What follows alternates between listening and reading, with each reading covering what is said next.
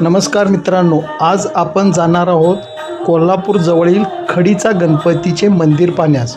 कोल्हापूरपासून अवघ्या 4 किलोमीटर अंतरावर असणारे आर के नगर येथील श्री गणेशाचे हे सुंदर असे मंदिर आहे। श्री गणरायाची साधारण 1.5 फूट उंचीची श्री गणेशाची स्वयंभू मूर्ती आहे। या मूर्तीचे वैशिष्ट्य म्हणजे या मूर्तीच्या डोक्यावर आपल्याला पंचमुखी नागाची प्रतिमा दिसून येते। या गणपतीला स्वयंभू गणेश मंदिर तसेच खडीचा गणपती असेही म्हटले जाते। प्रत्येक संकष्टी चतुर्थी व अंगारकी चतुर्थीला मोठ्या प्रमाणात भाविक येथे दर्शनासाठी येत असतात। या गणेशाच्या मूर्तीबद्दल अशी कथा सांगण्यात येते की या मंदिराच्या आसपास पूर्वी शेती केली जायची।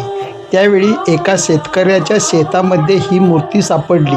त्यानंतर मूर्तीची स्थापना करण्यात आली। काही वर्षापूर्वी येथील नव्याने मंदिराचा जीर्णोद्धार केला आणि मंदिराच्या शेजारीच एक सुंदर अशी नव्याने घडवलेली 2.5 ते 3 फूट उंचीची गणेशाची मूर्ती बसवली। त्याच्यासमोर 5 इंच उंचीच्या हनुमानाचे शेंदूर लावलेली मूर्ती आहे। तसेच शेजारी महादेवाचे लिंगसुद्धा आहे।